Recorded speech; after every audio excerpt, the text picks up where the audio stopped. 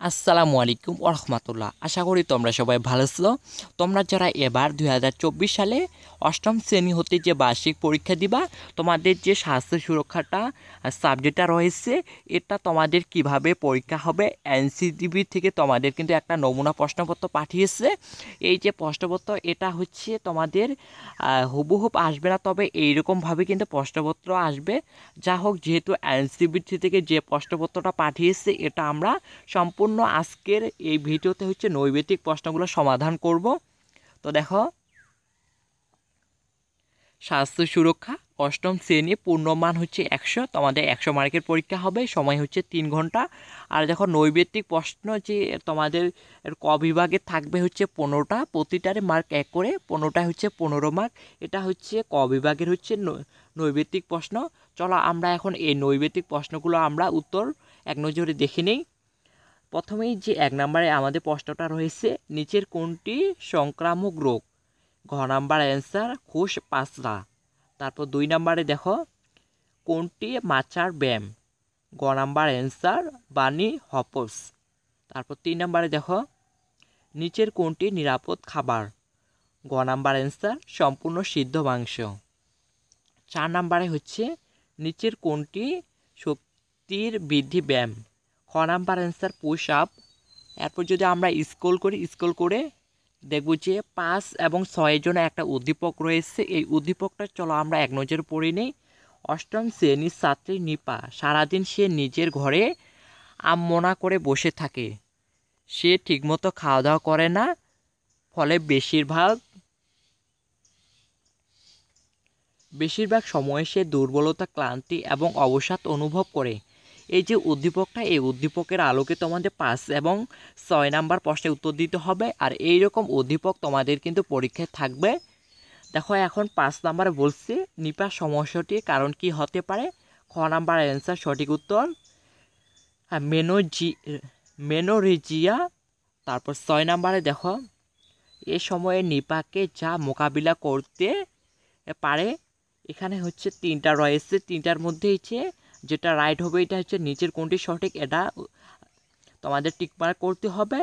যেহেতু ভয় ও উৎকৃষ্ট এবং মুখের ব্রণ এই দুইটা রাইট, তাহলে আমরা লিখতে পারি হচ্ছে গ নাম্বার অ্যান্সার। এরপরে আমরা যদি ৭ নাম্বারে দেখি, নিচের কোনটি দৈনন্দিন জীবনে ভালো থাকার জন্য সহায়ক হতে পারে? গ নাম্বার অ্যান্সার সহপাঠীদের সাথে অভিজ্ঞতা বিনিময়। তারপর ৮ নাম্বারে দেখো, নিচের কোনটি চিত সাঁতার, অর্থাৎ চিত করে মানে উল্টা করে সাঁতার? এটা হচ্ছে সোজা করে, এটাও সোজা করে, এটাও সোজা করে, অর্থাৎ এটা হচ্ছে চিত করে। অর্থাৎ তুমি যে শরীরে রয়েছে এটার উল্টা পাশে সাঁতার, এটাকেই বলে হচ্ছে চিত সাঁতার।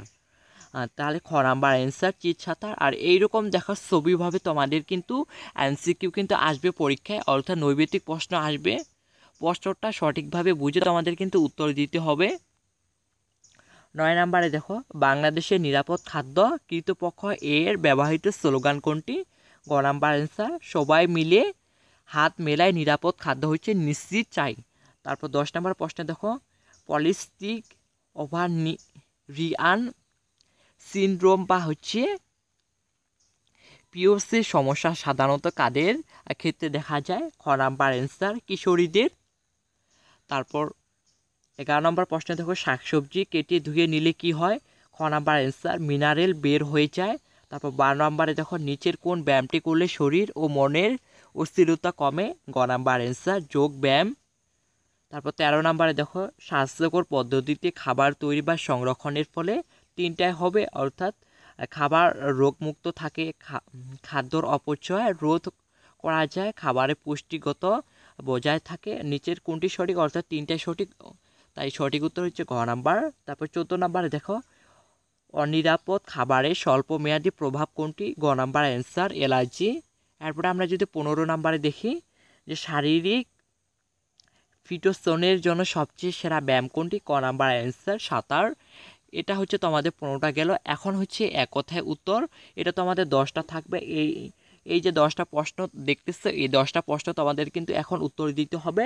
তো ১ থেকে 10 পর্যন্ত রয়েছে। তো ১ নম্বরে প্রশ্নে বলছে যে প্রজাসন কোন ধরনের ব্যায়াম? 2 নম্বরে আমাদের শরীর, মন ও পারস্পরিক সম্পর্কগুলো নিয়ে ভালো থাকাকে কি বলে? তোমরা এই ভিডিওটাকে স্ক্রল করে প্রশ্নগুলো পড়ে নিও। এখন তোমাদের 1 থেকে 10 পর্যন্ত সবগুলো প্রশ্নের আমি উত্তর দিয়ে দিচ্ছি।